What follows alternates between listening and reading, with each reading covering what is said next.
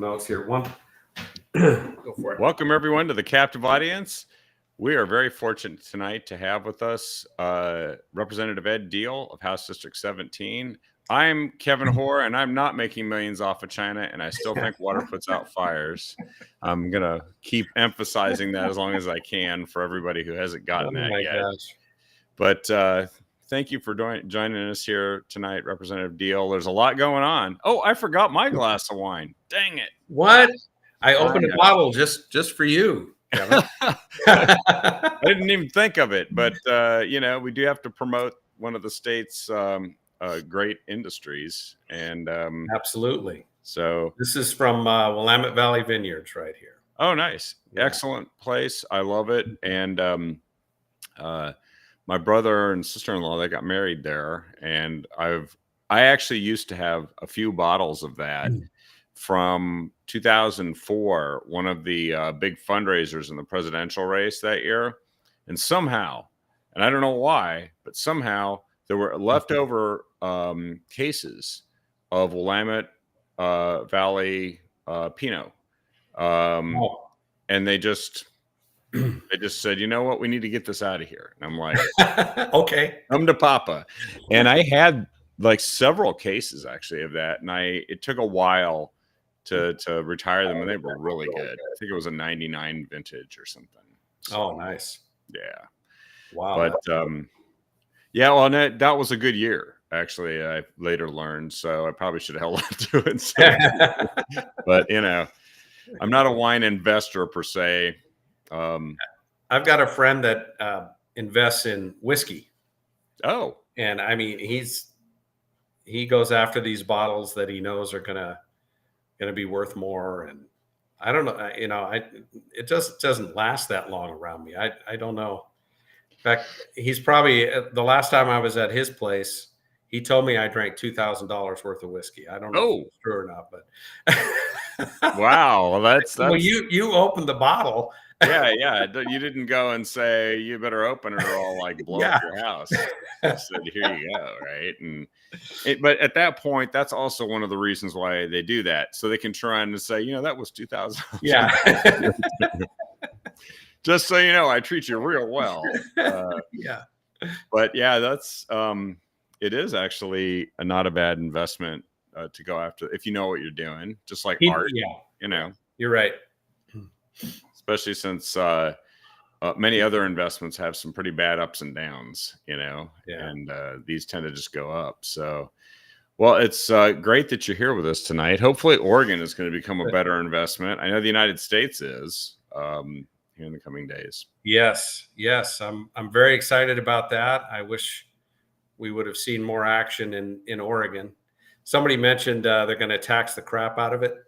We are going to be seeing a lot of taxes and including a beer and wine tax. So yeah, because they gave up on that last time, didn't they? I don't know. There was a study to study alcohol, substance use, alcohol abuse and treatment. And I supported a study, but I said I will not support a tax. Right. And of course they come back with a tax. There's a whole story around that. But well, nothing wrong with studying it. There's nothing wrong with making sure that there's public information. I think that one of the things, though, is that they're going to tax whatever they can, and they're going to spend it on whatever they want. And they're like Rep. Noss has said on a couple occasions in his local paper there that it's great because Republicans can't stand in the way anymore to pass much needed taxes. Yeah. So they are going to find a way to tax. There are a couple state property tax bills in the works. There is a personal property tax bill. I don't know if that applies I think it applies to corporations. So they would tax basically your personal assets, your corporate assets. Really? Yeah, Oregon Catalyst did an article on it. Yeah, I just posted. I saw that yesterday, and it's Paul Evans. He just can't get enough of it. But why don't these guys run on the the much needed taxes platform. Why don't they run ads saying, you know what we need to do? We need more taxes. We need more taxes. There's no tax I don't like. And the most important thing is that that we raise your taxes. I think they should run on that. They never do. I think they should run on that because I don't think that, in Representative Tracy Kramer lost to new Representative Munez, I think is how you pronounce her name. She barely won. I've met her. She seems like a nice lady, but I don't think they voted for her to raise taxes. No, I really don't think they voted for Representative Munez to raise taxes. So I hope she realizes that. Yeah, it's even possible that the non-citizens who are voting in our elections didn't vote to raise taxes. That's actually possible. Yeah, yeah, I know. Which would mean that race is definitely not one that was modeled after raising taxes. No, that one. I swear there was some monkey business going on that one. Oh yeah, well, monkey business begets monkey business, and this is what we're going to get because, frankly, the people in charge want more monkey business, and they feel that the voters told them, please. More monkey business, more taxes, more non-citizens voting, all good.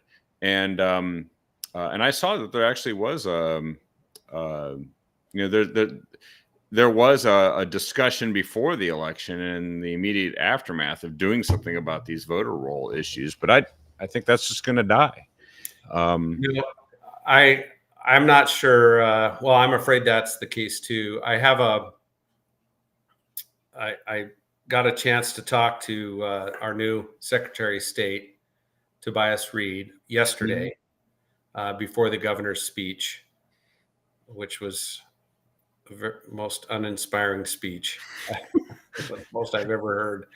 There were two things, though, that she said that we can talk about that I agree with. But we have a meeting. I will be meeting with Tobias Reed to talk about election integrity, and I hope we have a good conversation. Well, come back and let us know how it goes, because a lot of the time they try to say things behind closed doors that make you feel good, and then they come out and they do what they always do, which is they preen for the cameras. And let's face it, nobody runs for Secretary of State and says, that's all I want to do forever, is be Secretary of State. That's a stepping stone to the governorship. Yeah. And he'll probably have competition from an attorney general guy, as well as a host of other people that might want to run for that. And so they're all going to be thinking, I better not tick off the groups that help me win the Democrat primary, because that's usually all you have to do. Well, Tobias got a endorsement from one of my Republican caucus members. And then a few weeks later, he sends out a letter to raise money against, and in that letter, he calls Donald Trump supporters anti-democracy, anti-woman extremists. My wife was very surprised that she was considered an anti-woman extremist. Yeah. So he comes out with this letter. It's just, that's not very disappointing. Well, and Tobias should go and explain why he knows so much more about women than women. So he's a real expert. And so, but you know what? They ran on abortion and not on raising taxes. Yeah. So what are you getting? Well, you already had abortion. So what you're really going to get are taxes. And that's the big lie. Now, yesterday, maybe this is a good thing to kind of launch into, is the State of the State speech, which is often ignored or soft pedaled by the media. Like, the governor told us all the things that she's going to do in these next 2 years, and then they don't do what they would do to any Republican who used oxygen if they held that office. Would be, here's all the things they didn't get done, and here's the things people are unhappy with, and here's the things that they say they're going to do that are very controversial. But I guarantee you all of that was in her speech. It's just that there will not be media scrutiny on that. There was a response from the Republican caucus, from the Senate leader, Daniel Bonham, Yeah. and from the Republican leader, Christine Drazan. And I know you're always going to have your own take on this too, which I think our viewers would really appreciate. But what are some of the highlights that you thought? And maybe you want to start with the goods, because the rest that'll be a short discussion, and then we can move on to the other stuff. What struck me is I was right in the front row. Jamie and I are sitting there, and it truly was an uninspiring speech. There were a lot of platitudes. There was a severe lack of enthusiasm in the room. Yeah. A room dominated by people who would generally say support her. Yeah. So that was something I was kind of struck by. She stayed away from certain topics, which we know are going to come up because the Trump administration is going to force them to come up. For example, the House just voted to ban boys and girls sports, K through 12. Yeah. Some of these social issues, she steered away from some of the social issues, I'm sure intentionally. That's interesting. Yeah. She really doubled down on our extreme climate policy. Yeah, the same policy that's given Los Angeles its wonderful fire. Yeah. Describing we have this existential threat, and while our forests are burning, she touts the fact that we're building electric car chargers. That is literally my example of bad government policy. Oh my gosh, our forests are burning. Hurry, build more electric car chargers. Yeah, because we control the weather. Yeah. That's what they've told us. It's like, I want to see the governors. I want to see if Mahoning Hall has one of those weather machines, that you see like in Doctor Who or something like that, where they're like, and controlling it. And then it's like, let's make it rain. Press the rain button, and they really think they do. And she, her discussion about the wildfires is more money. We have to spend money. And this one, it really breaks my heart, because I spent a lot of my career in the timber industry, and I come from a timber family, both on the Forest Service side and on the sawmilling side. And I know we can do so much better in actively managing our forests, and they can produce revenue, they can provide recreational opportunities, they create jobs, and we can make it so they don't burn. So she just doubled down on the fact that we turned this multi-billion-dollar asset into a multi-billion-dollar liability. So we're going to have to be spending more tax dollars on fires. She's going to introduce new taxes to support wildfire mitigation. It just doesn't have to be this way, while we're locking up forests in the name of carbon sequestration. Yeah. Well, and they say they're locking them up so they can release their carbon in the form of wildfires, is really what they're doing. Yeah. Because they don't, if they were serious about carbon sequestration, they would make sure that the forests didn't burn as much. And then they would be healthy forests, which would prosper and grow. And they don't do that. No. And somebody asked a question about fire insurance. That is a risk. If people are already losing their insurance and or not being not able to buy insurance because of this. And I'm working with the Salem Chamber of Commerce actually to put a forum together to talk about this issue, bringing the State Fire Marshal's office and the ODCBS, the director, Andrew Stolfi, who provides oversight over the insurance industry, to talk about that issue. So, well, that's good. We got to talk about this stuff, because eventually people are going to notice that someone was talking about it and someone was saying dumb stuff. And the only silver lining of the giant smoke clouds down in LA is that Mayor Bass and Gavin Newsom, the governor, have been exposed as ridiculous frauds. And now people who believed them, their houses are burning. And they're choking on the smoke, and they're learning that these people actually were supposed to be doing a job, and they found out they weren't doing it at all. Sometimes they were doing the opposite of what they thought reasonable common sense leadership would do. And that can only happen by seizing the moments when this can be brought out in front of the public. You know, we've got California forest policy in Oregon. Absolutely. And perhaps we might have it on steroids, because frankly, we've got areas that are even denser in forests. Yeah. And we had 2 million acres burn this last year.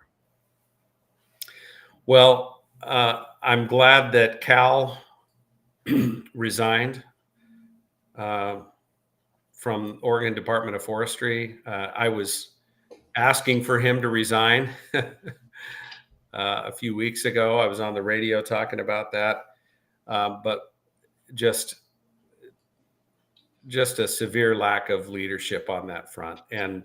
But I don't know what's going to happen for his replacement. We need to do some changes on the Board of Forestry as well.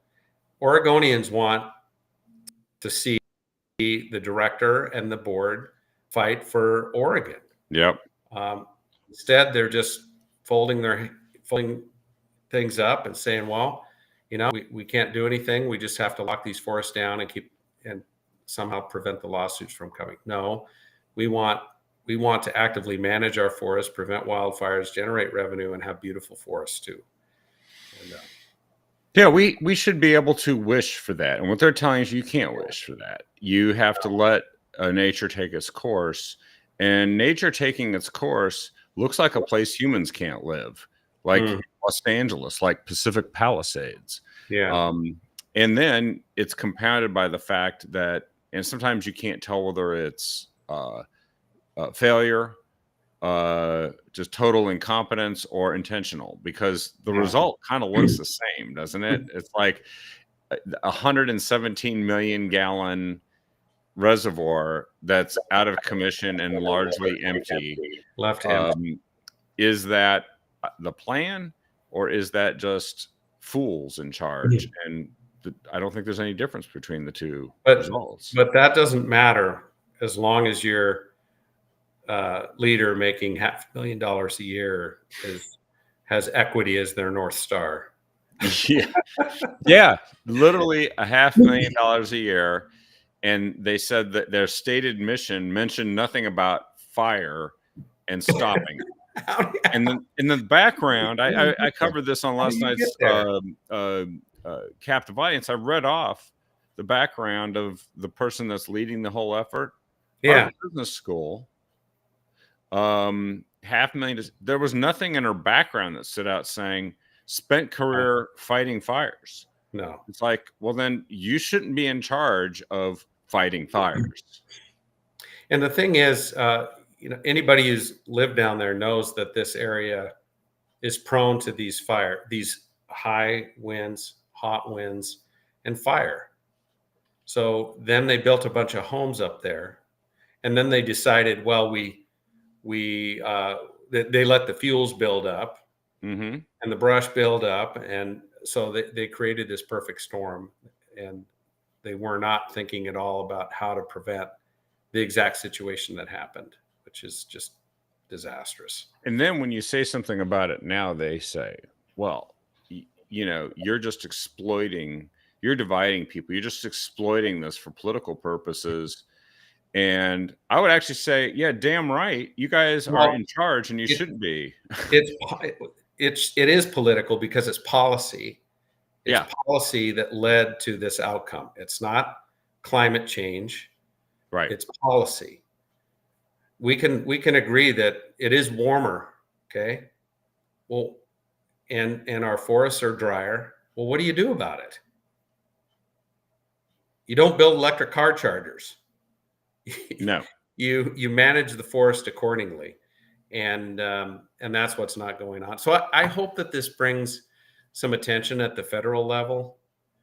I hope it gets the attention of the whole country, because some things have to change at the federal level.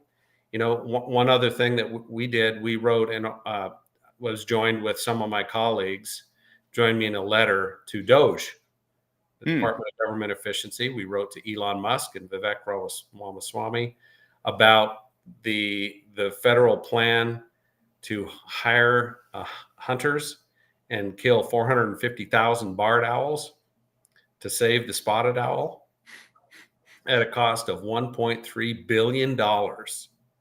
No way. Really? Yes. So this is the Forest Service plan to save the spotted owl. So, well, wait, I thought we shut down our logging and put 28 million acres or so in the Northwest in reserve to save the spotted owl. Well, 30 years later, the spotted owl is still in decline. Why is it in decline? Catastrophic wildfire and its cousin, the barred owl, which takes over its nest or kills it or mates with it. Yeah. Yeah. And it sounds like Darwin going on. Yeah. And I'm not sure whether it's humans subject to the Darwinism here as we destroy our own economy and burn everything, or if we're just standing in the way of the spotted owl. Why don't we just have every species have $1 billion worth of armed people go out and shoot whoever's trying to kill them? Because like zebras get eaten by lions, right? So we should spend $1 billion to go out and have people just shoot the hell out of the lions because they're killing zebras, and zebras need somebody to defend them. I mean, this is like insane. It doesn't make any sense to spend this kind of money to save one owl at the expense of another. But the spotted owl is kind of this sacred being to a lot of environmentalists in Oregon. And if it goes extinct, which is their fear, well, then there goes their reason for locking down the forest in the first place. Yeah, that's true. And if they keep it alive, just barely floating along, it'll always be there, and they'll always have a reason not to cut not to actively manage these forests. Yeah, so the entire funding and emergency funding. See, that's the thing. When you say something right now, it's like, well, it's no time to talk about that stuff. We have an emergency, so we need emergency funds. Well, if the government's creating and causing every emergency, there's going to be an infinite amount of emergency funds unless there's a reckoning. But they are not. Everything is a constant emergency. They're always out of money because they're creating a problem that if they create an infinite amount of the problem, they need an infinite amount of the cure to fix it afterwards. So there's going to be people saying, well, you can't cut firefighting resources. We've got these huge fires. Yep. Well, we had the special session here recently. It cost Oregonians plenty to fight the fires this year. It was a huge bill. And so we had that special session to provide funding because the Department of Forestry was insolvent. So, do you know Cam Perry? He does a what is it called? It's a radio show out of Coos County, and I'm trying to remember the name of it. You'd enjoy talking with him. Monique Despain was on the show several times. Oh, okay. And he explained about the Siskiyou firefighting facility that they started with. They started trying to get it going with private sector funding. And there was a very good point made.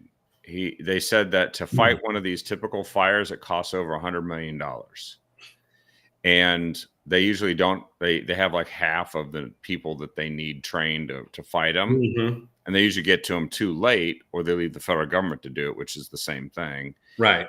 And so they don't have rapid response people to go put these things out quickly.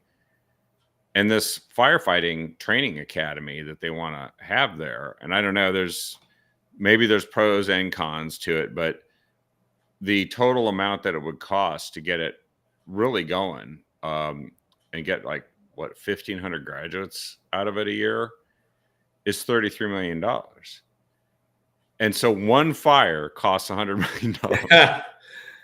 So we're literally we're just absolutely pouring money into the 100 tons of cure. And these guys, by the way, don't only have to do firefighting. They can do prevention, especially since it can be a year-round thing, and they can cut back on the brush and all that kind of stuff. Yeah. That's what I learned, and I was like, wow, that's interesting. Why aren't we talking about that? Why aren't we talking about that? Yeah, and yet, you reminded me, it's not just forest land, it's grasslands. Yep. And we need to actively manage our grasslands too. And one way to do that is to allow livestock grazing on grasslands. There's kind of an old saying, you log it or you graze it or you watch it burn, and there's truth to that. But Yep. the BLM wants to eliminate livestock grazing or radically reduce it. But the truth is, it really does help limit the spread of wildfires. And there's other things. You need roads; those provide access and natural breaks. Yep. To the fire. There's so many things. So I don't know. I hope that this situation in California does awaken people to say, hey, we need to change how we're managing these forests. We might actually have people's attention right now, which is why I think we always have to stay on offense and drive a message. We can't just sit back and say, well, we'll just react, or we'll wait until it gets really bad. And it's like, no, it's really bad. Actually, if you're in California right now, you don't know what's going to happen still, because the wind rip up. Yeah. By the way, they said something very interesting. Most of the stuff they're experiencing is not even trees. It's sort of the foliage, underbrush growth, the kind of thing that can be managed pretty effectively. Yeah. And I learned two things recently, which were eye openers to me. There were record rainfall for the last 2 years in California, and that rainfall was just washed into the ocean because they needed to make sure the smelt wasn't upset. Instead of storing it, which is what they used to do in order to provide drinking water and fight fires, right? The other thing is they have been so what happens is after 2 years of that, then you hit a dry year. And the dry year, the 2 years of rain, the foliage grew dramatically. Right. Then it got dry and dried out. Then dry and dried out. And nobody cut it away in anticipation of this. And they said 50 years ago, these same areas didn't burn like this because they would go and clean it up. And one of the ways they did that was grazing. But they're chasing farmers and ranchers out of the state with the current. Yep. You're exactly right. And that same thing is going on in Oregon. Same kind of thing. Try and build a reservoir, or, even for a farmer to collect rainwater. Yeah. You go to jail, right? Seems like it takes an act of Congress to do something like that. Yeah. Apparently the state owns all the rain, I thought. Yeah. So we make it really difficult to collect water for fire protection, fire defense, or for whatever, for irrigation, for things like that. It's so lopsided. Nobody wants to destroy the environment, but we got to live here too, right? And we need some balance in these. Balance. Yeah. Balance is key. Balance is what's missing. Balance is not what you have in Salem. So circling back to the governor's State of the State speech, she did talk about firefighting. She talked about what they're doing to help California, which is kind of just virtue signaling, I think it's great that we geared up and we're providing that support. That's wonderful. But it's just sort of like, well, that's not the state of Oregon. State of Oregon is what's going to happen next year when they say they don't have enough people to fight the next fire that they won't Right. prevent. And what else did you take away from that? Yeah. Well, there were a couple points in there that I agreed with the governor, and I'm actually working with the governor's office on some legislation. I'll hit on a couple of them. One is with behavioral health for youth. So it's an area where Oregon just really lags behind. We really struggle. The whole country. We rank we lag behind the whole country. We rank 51st in access to youth behavioral health treatment. 51st. I didn't even know that was a ranking. Yes, I thought it ended I don't know at 50, if we're below DC or Puerto Rico. I'm not sure. We're right there. And then I believe we rank second in rates of juvenile incarceration. So those things are connected. And when I started digging into this in 2023 as a freshman, you go, well, why is this? Why we used to have these treatment centers, they're gone. We lost a lot over a period of years. Yeah. And nobody's wanting to build them. Why is that? And everybody pointed back to basically two bills that were passed before my time. And the way I describe it is they created such a high barrier for performance and such strict penalties if you did not meet this performance criteria. Not penalties for the organization and penalties for the worker, that it's created this huge disincentive to even provide this care. The way the rules are written, if you have a violation, you can be shut down. It's not like, hey, get a warning, fix your problem. And they will come out after the worker for abuse. I don't, I'll assume that the intentions of the authors were good, but what they have to realize is they've created a situation with these bills that have removed access to care for youth. Yeah. And so what happens is they end up in the criminal justice system. Some of them that get help, they go out of state. They have to go out of state to get that help. And so this bill is trying to correct that situation. And I was working on this or exploring this, and I found out that Representative Rob Noss, who I disagree with a lot on the healthcare committee, we agree on this issue. And I found out that the governor's office was working on this issue. So I'm fully prepared to join them and put my name on this bill and see if we can make it work.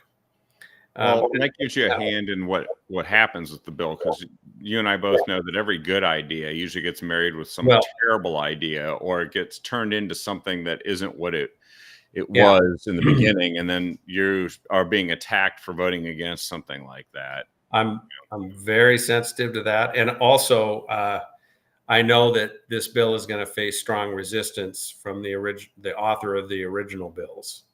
Oh, yes. And really? Yes. So she's very outspoken. Senator Sarah Gelser Bluin is very outspoken in support of these bills.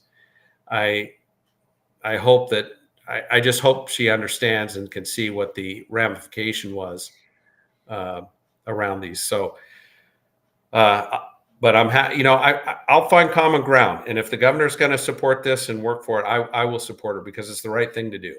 Another problem you can solve. Yeah, another related bill, and she mentioned both these in her speech, not by bill number, but by issue, is we need to make some changes to our civil commitment laws, where if you have someone who is a harm to themselves or harm to others, it's next to impossible to get them into treatment unless they agree to treatment. And frankly, some people who are not in their right mind are not going to agree to treatment when they need it, and then we'll be better off for it. So we're looking at changes, and some of that is being led by one of our Marion County commissioners, Danielle Bethel.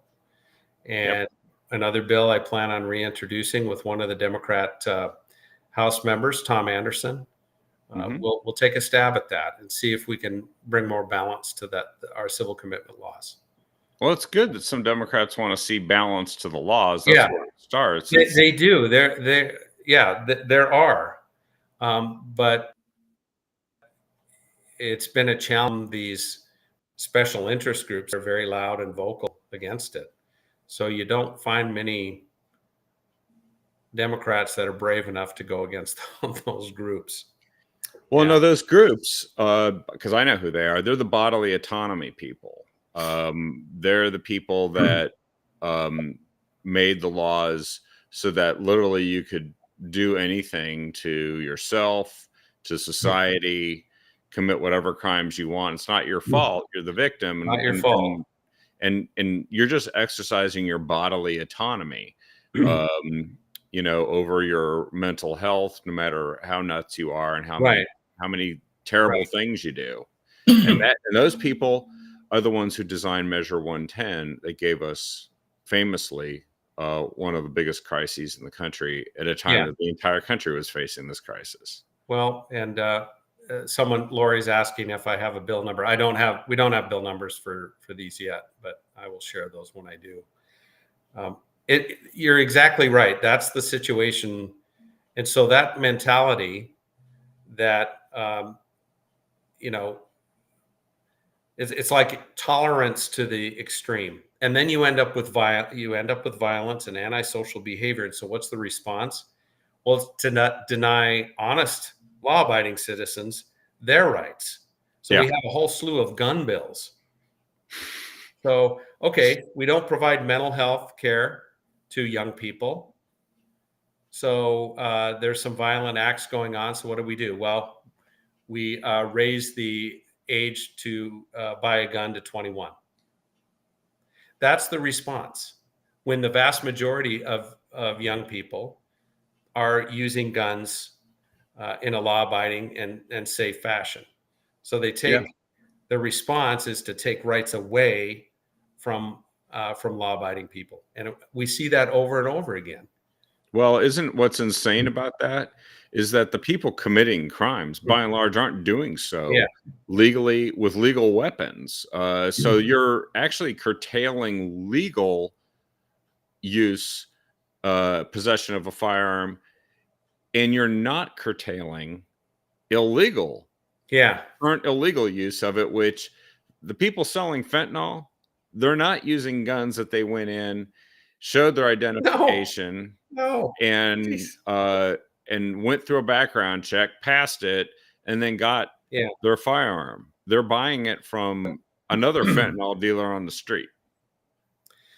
Another way that it plays itself out, and now I'm seeing it in my small town, is you allow a certain amount of theft to happen without repercussions.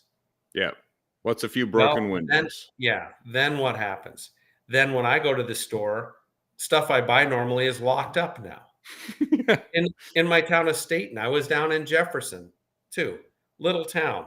They're having to lock up certain things because of theft. Well, if we were cracking down on this thing and didn't allow it, that wouldn't happen. So now everybody else, all the law-abiding citizens, are inconvenienced because we're not willing to enforce the law. And I think that has a ripple effect. It's the broken window policy. When people see that, they lose respect for the law because we're not bothering to enforce it. People who are on the margins that might not otherwise have engaged in that activity say, it kind of looks like a free for all to me.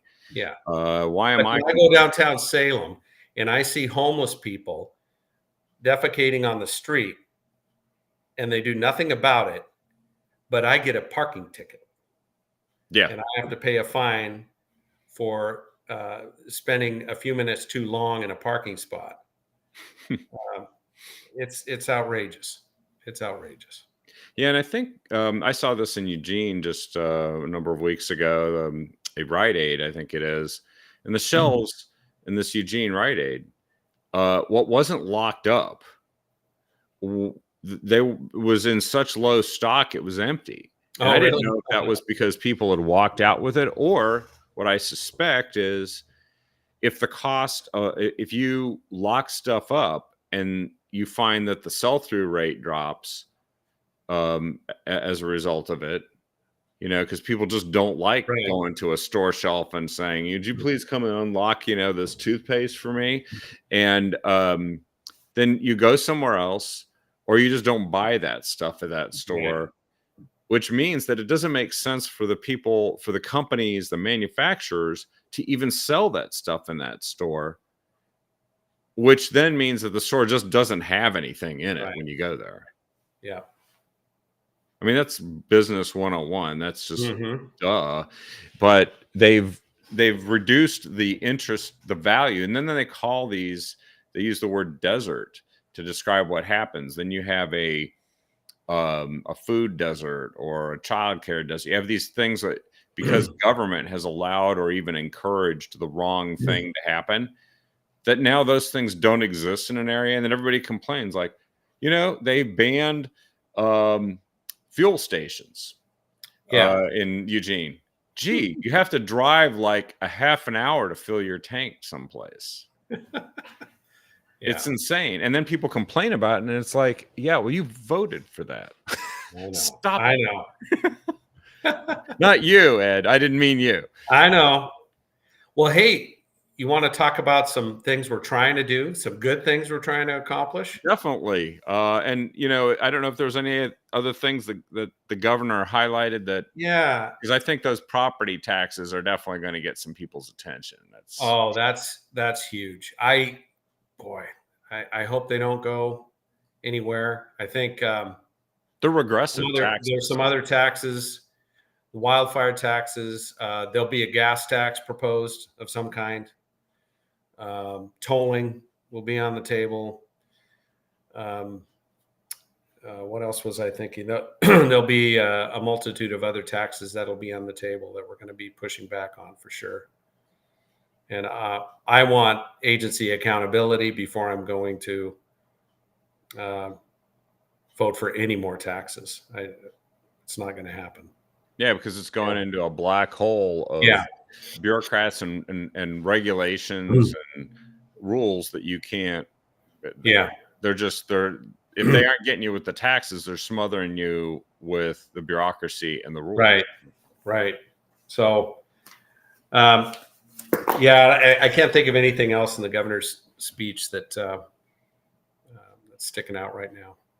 Well, what are some of the things that you mentioned are positive that you think you can? Well, not from the speech, but what you guys are working on.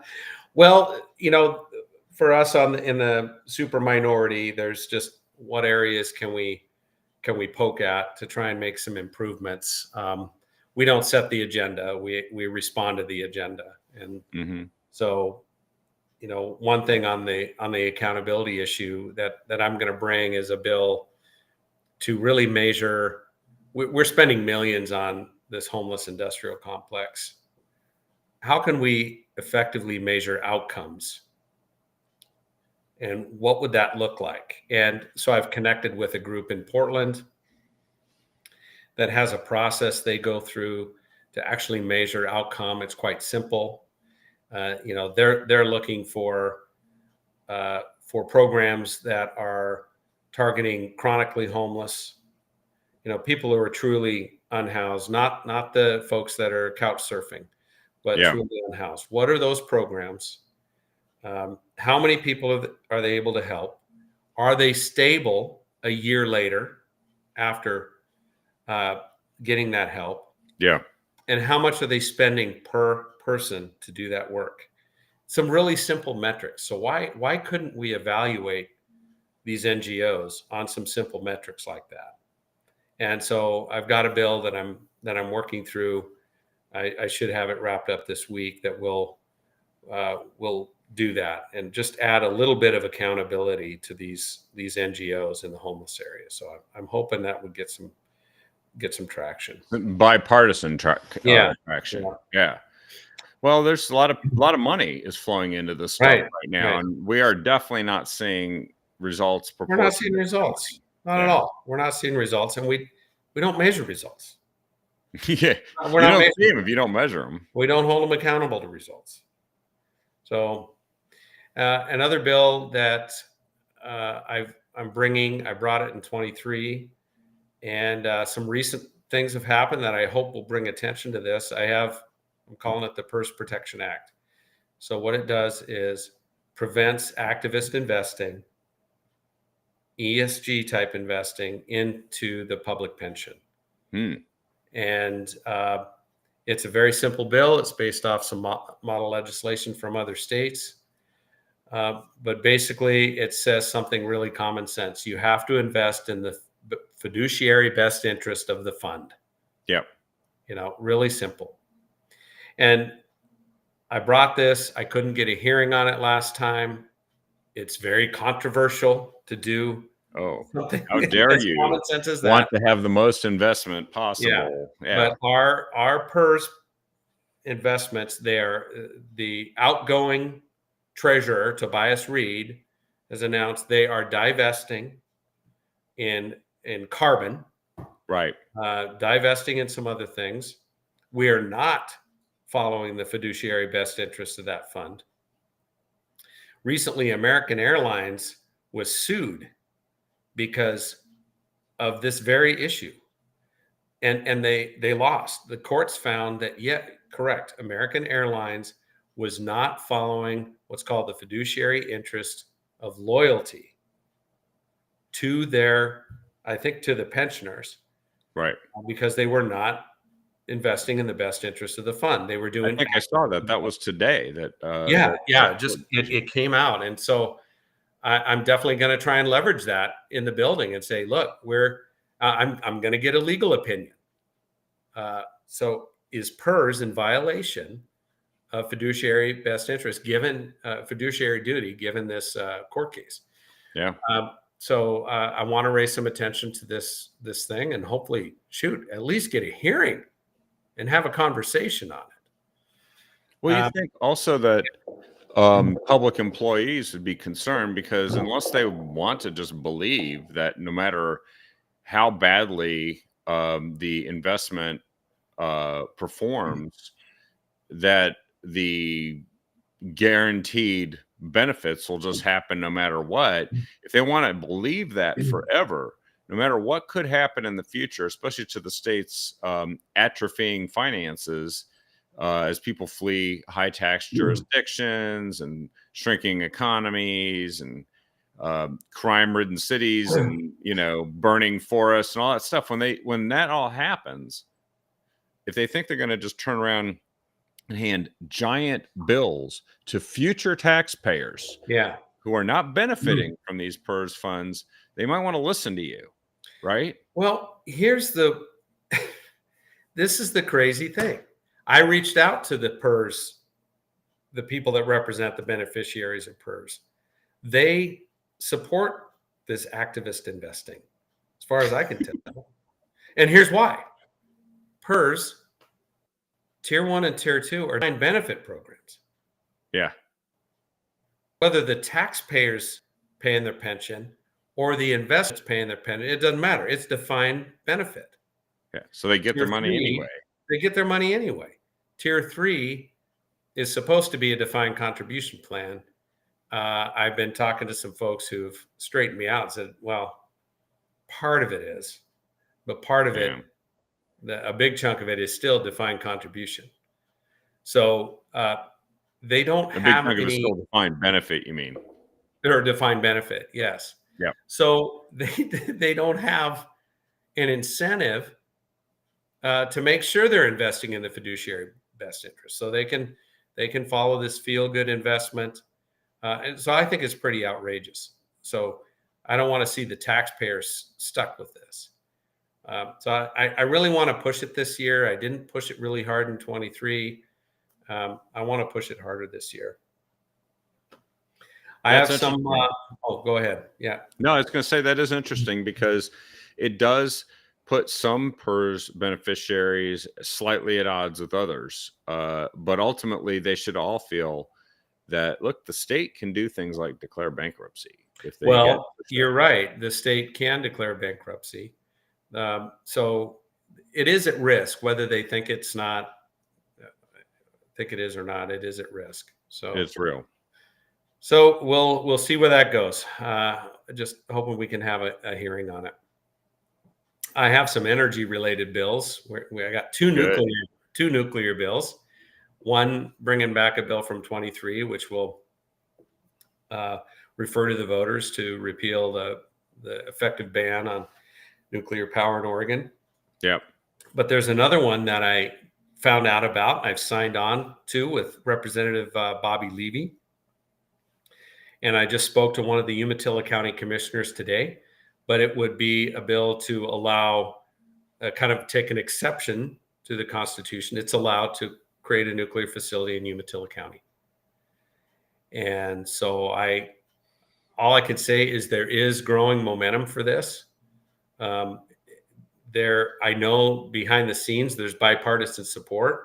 Whether there's enough that they will be willing to speak out about it, we'll find out. But this is almost like the camel's nose under the tent, for the people who want to stop all nuclear power no matter what. They're like, well, we can't have one example, but this is also the place where there used to be a Boardman coal plant that was at one time supposed to be replaced by a Boardman natural gas fired generator. Natural gas is evil too. Yeah. Yes. And left them with nothing. Right. Left us with nothing, to be honest. But what a great spot for a nuclear. The whole you state, could build right? a nuclear plant. You could put a nuclear plant there. There's already the power, the grid infrastructure to put it on the grid. So I'm hoping that gets a conversation. I'm sure it'll get a conversation, and I look forward to it. And I hope that they take seriously the possibility that small modular reactors could be the way to go. Oh, yeah, that is the way to go. Yeah. It's almost a no-brainer, especially given the safety benefits and the low usage of water, frankly. Yeah.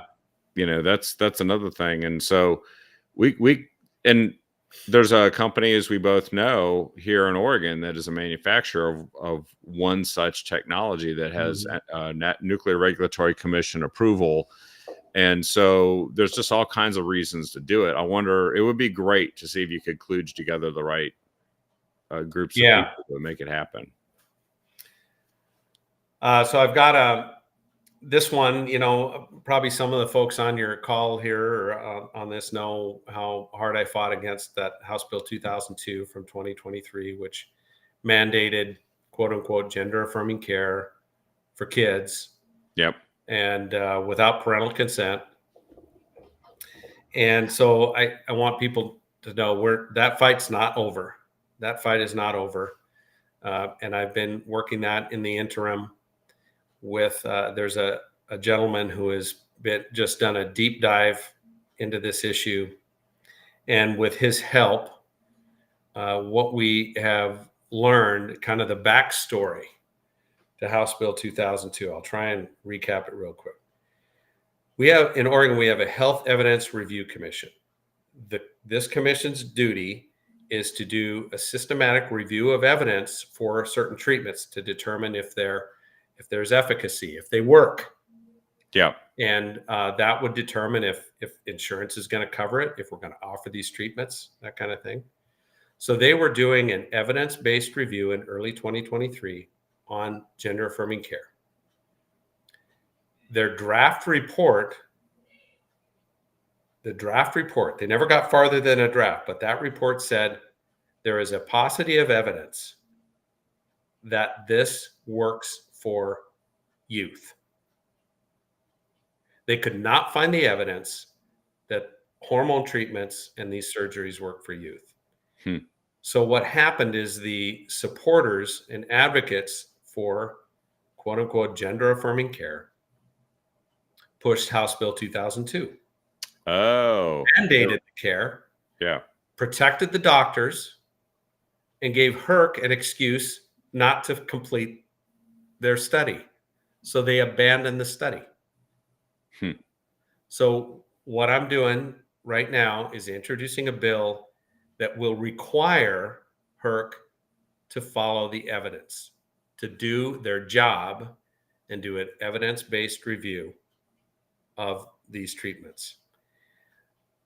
I I hope reasonable Democrats will get behind this. It's not a mandate to ban these treatments, although I have a bill for that too, to prohibit these treatments on minors. Uh, but this would just say, hey, you have to follow a systematic review of the evidence for this care.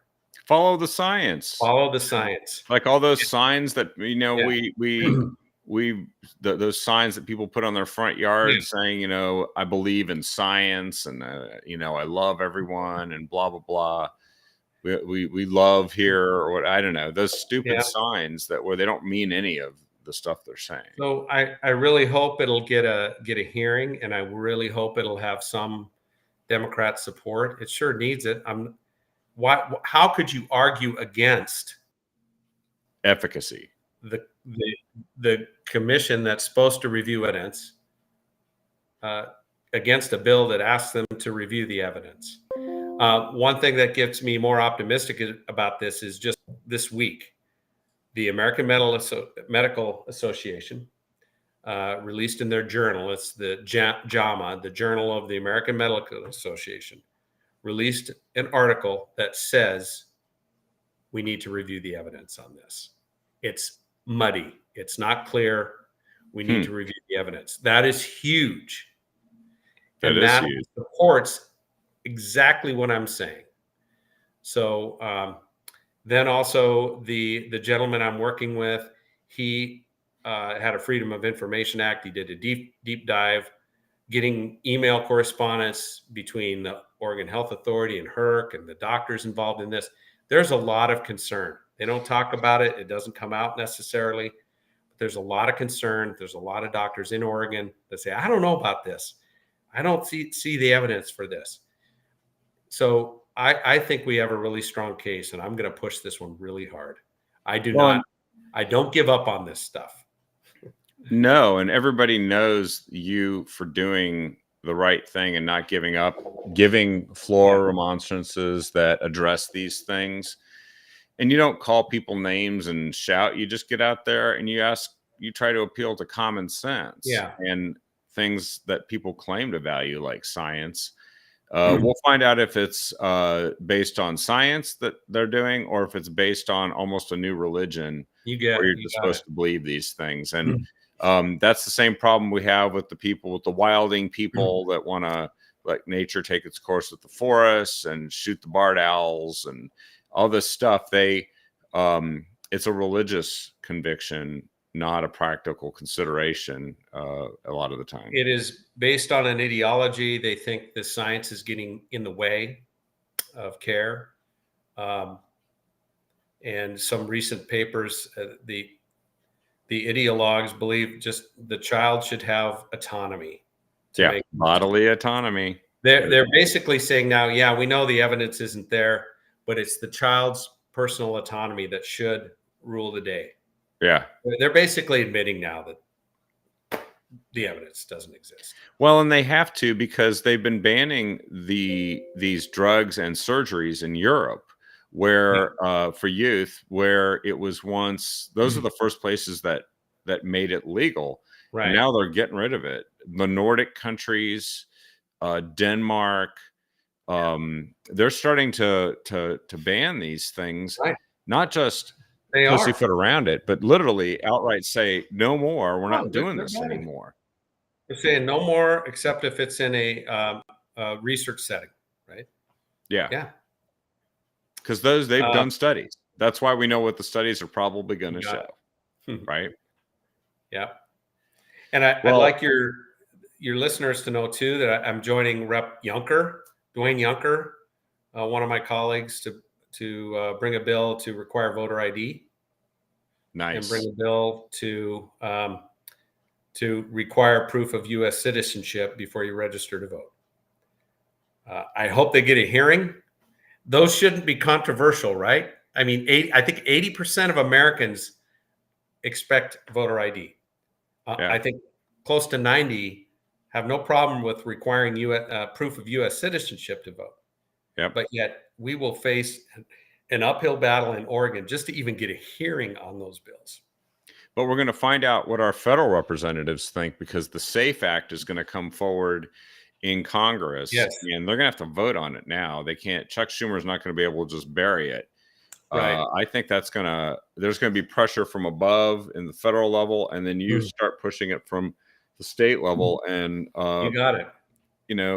There's a good reason to keep fighting and believing and appealing to the truth and common sense. But in the governor's budget, she's got $1 million a year going to the attorney general for basically a Trump agenda defense fund to fight against. Yeah, well, everything that is going to come down from the feds that we want to see. They're going to fight it. They're going to, in other words, protect Oregon values. Yeah, they're going to spend time making sure that murderers and rapists can't be deported that were let into the country by the Biden administration. I welcome that debate. I welcome that debate too. Yeah. Do I have time to tell you a story on that front? Sure. Let me just throw in real quick, by the way. DEI is collapsing everywhere. Meta is dumping it. We know Walmart did. There's a list of 25 companies that are dumping it. Major brands: American Airlines, Boeing, Caterpillar, CNN, Coors, DoorDash, Ford, Google, Harley Davidson, Jack Daniels, John Deere, Lowe's, Lyft, McDonald's, Microsoft, Nissan, Polaris, Snapchat, Stanley Black & Decker, Tesla, Toyota, Tractor Supply, Walmart, Wayfair, and Zoom are dumping. And you know what's driving that in part? Is there's some recent court cases that have said DEI is discriminatory, which we knew all along. We did. But people are suing that it's resulting in discriminatory workplace environments. So they're being advised by their legal counsel, drop this thing. And so they're dropping it. It's not because they've had some change of heart. Yeah. Dropping it. And now I think they feel they have political cover to do it.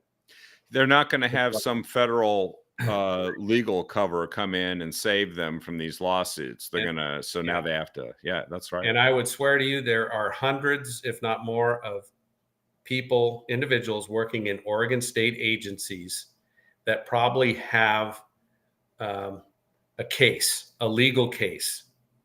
And I wish some of them would come forward and be willing to talk about this. And I think I have access to a lawyer or to a legal firm that would be willing to take up these cases if they have a legitimate case and go after it, because in every Oregon agency has DEI.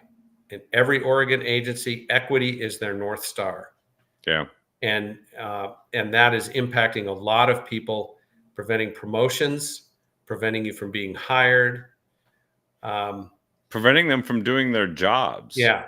Like the Los Angeles Fire Department, Yeah. Well, and I heard that there's about $100 million being spent on DEI across the Oregon state government. Yeah. That's a lot of money. It's a lot of money. You could widen some highways with that. I mean, I'm smiling. It's so absurd. Well, yeah. Let's conclude with this story that you were mentioning. Oh yeah. So we were talking about you were talking about some violence and some illegal immigrants and crime. So I went into my barber the other day and in Salem, and this is a very nice lady, but I've never talked politics with her. But I walk in and she's talking about stand your ground laws and how she doesn't feel safe in her own neighborhood anymore. Yeah. And this lady, she has bright red hair. I swear, it's not natural red. It's painted red. Sometimes it's different colors. She's got tattoos all over. She's got piercings all over. She listens to wild music. I intentionally never talk politics with her because you had to assume a razor blade in her hand sometimes, right? So, yeah. But she started talking about this issue, and then they started talking about the immigration and the injuries and stuff that are due to gang crime that's showing up at the Salem hospital. And they're connecting that. Somebody was there who worked in the hospital, connecting that to to Venezuelan gang activity in Salem. It's also happening in Eugene. Same kind of crap that is going on in Colorado. Right. And so my barber came around in front of me and said, I don't know what you think about Trump, but he's the only guy that is speaking honestly about this issue.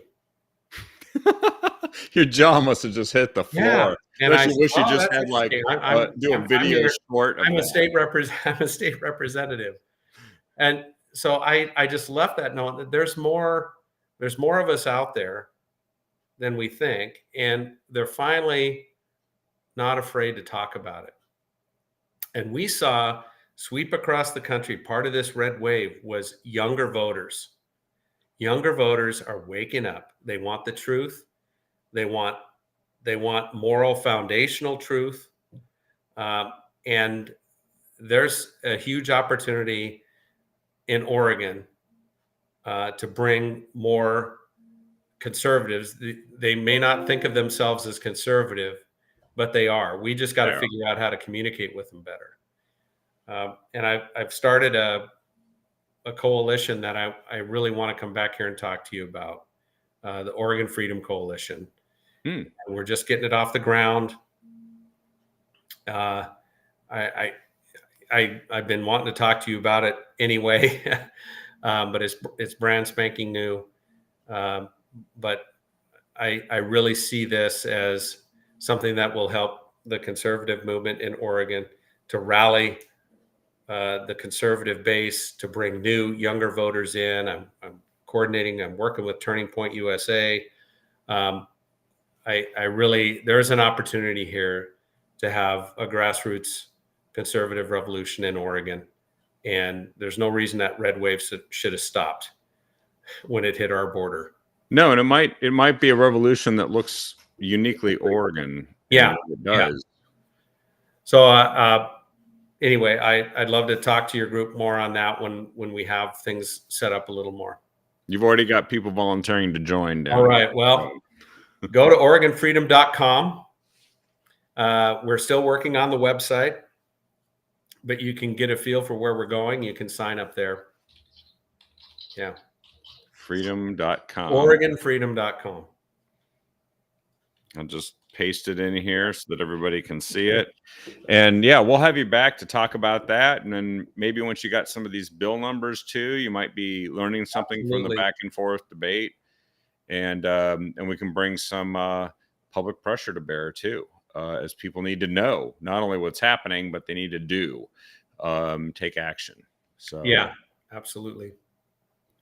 Well, Representative Deal, thank you for joining. As always, it's like your people's brains are probably tired at the end of this because they just have received so much info and it's all interesting.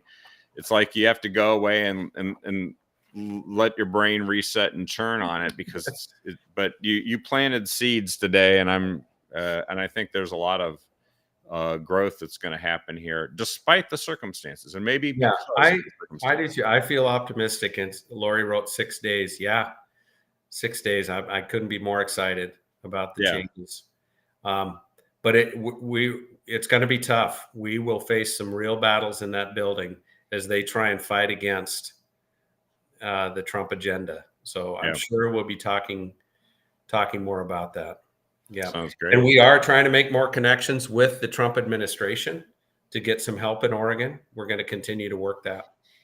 That's good. What better place to showcase the policy contrast and fight for it than in a place that needs it more than any place else, maybe in the country. Absolutely. Absolutely. Yeah. Well, thanks again for joining us. You bet, Kevin. Thank you. And thanks to everyone for watching us here. Share the show with everyone you can. You know somebody that needs to know what's going on here, and keep their eye on what's coming up. Or as Jesse Jackson, the only time I quote him, keep your eye on the prize. It's out there. Yeah. Meanwhile, sip a glass of fine red wine, and we will be back tomorrow night